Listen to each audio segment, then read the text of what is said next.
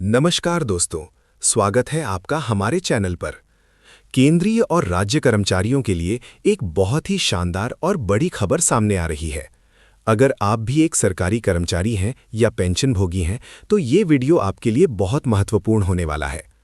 दोस्तों, 8वें वेतन आयोग को लेकर कवायद बहुत तेज हो गई है। कर्मचारी संगठनों ने सरकार को ऐसे सुझाव दिए हैं जिन्हें सुनकर आप भी खुशी से झूम उठेंगे। क्या आप कल्पना कर सकते हैं कि न्यूनतम वेतन 18,000 रुपये से बढ़कर सीधा 69,000 रुपये हो सकता है?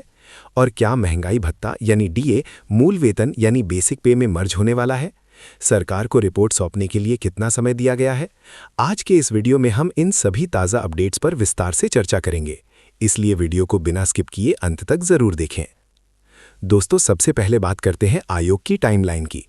8वें वेतन आयोग ने कर्मचारियों और संगठनों से सुझाव लेने की प्रक्रिया को काफी तेज कर दिया है। स्पष्ट कर दिया गया है कि सभी संगठन और एसोसिएशन 30 अप्रैल तक अपने मेमोरेंडम या सुझाव प्रस्तुत कर सकते हैं। इसके अलावा जेसीएम स्टैंडिंग कमेटी के सदस्यों को भी 28 अप्रैल को चर्चा के लिए बुलाया गया है।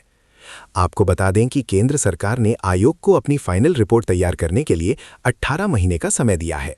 वर्तमान में आयोग के काम को सुचारू रूप से चलाने के लिए 59 कर्मचारियों का स्टाफ भी तैनात कर दिया गया है, यानी काम बहुत तेजी से चल रहा है।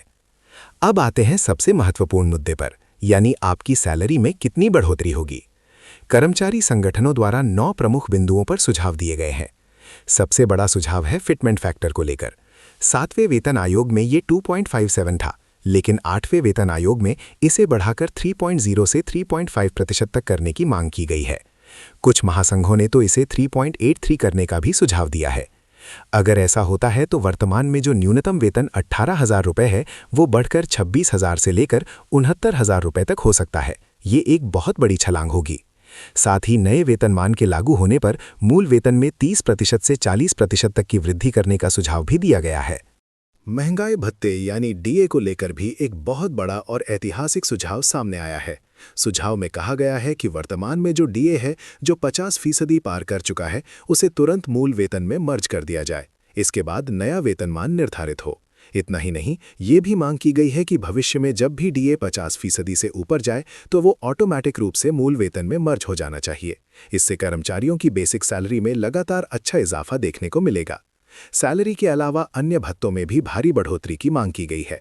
रेलवे के कर्मचारी संगठनों और अन्य फेडरेशनों ने मेमोरेंडम में मांग की है कि मकान किराया भत्ता यानी एचआरए बढ़ाकर 40%, 35% और 30% किया जाए। वार्षिक वेतन वृद्धि, जो अभी काफी कम है, उसे बढ़ाकर सीधा 6% वार्षिक करने की मांग की गई है। शिशु शिक्षा भत्ता 2 बच्चों के लिए पीजी स्तर तक 10,000 रुपये प्रति माह प्रति बच्चे देने की मांग रखी गई है। ट्रांसपोर्ट और मेडिकल भत्ते को दोगुना करने और रिस्क व हार्ड ड्यूटी भत्ता लागू करने का भी प्रस्ताव दिया गया है। ये आयोग सिर्फ सेवारत कर्मचारियों के लिए ही नहीं, बल्कि पेंशनर्स के लिए भी खुशखबरी ला सकता है। सुझाव दिया गया है कि पेंशनर्स के लिए भी फिटमेंट फैक्टर कर्मचारियों के समान ही रखा जाए। पुरानी और नई पेंशन के बीच का अंतर कम किया जाए। सेवानिवृत्ति पर अंतिम वेतन का 67% पेंशन के रूप में और 50% फैमिली पेंशन के रूप में देने का सुझाव है। इसके अलावा पदोन्नति यानी एसीपी का लाभ 8, 16, 24 और 32 साल की सेवा पर दिए जाने की बात कही गई है। संविदा कर्मचारियों को नियमित करने और पे मैट्रिक्स लेवल को 24 से घटाकर केंद्र की तर्ज पर 18 करने का भी सुझाव है। तो दोस्तों, ये थे 8वें वेतन आयोग को लेकर कर्मचारी संगठनों द्वारा दिए गए वो शानदार सुझाव, जो अगर मान लिए जाते हैं तो सरकारी कर्मचारियों की तो बल्ले बल्ले हो जाएगी। सरकार के पास 18 महीने का समय है रिपोर्ट फाइनल करने के लिए। आपको क्या लगता है, क्या सरकार न्यूनतम वेतन 69,000 और फिटमेंट फैक्टर 3.5 तक मान लेगी? अपनी राय हमें कमेंट बॉक्स में ज़रूर बताएं। अगर आपको ये जानकारी पसंद आई हो तो वीडियो को लाइक करें, अपने सभी कर्मचारी दोस्तों के साथ इसे शेयर करें और आगे भी ऐसी ही महत्वपूर्ण अपडेट्स पाने के लिए हमारे चैनल को सब्सक्राइब करके बेल आइकन ज़रूर दबा लें। धन्यवाद। जय हिंद।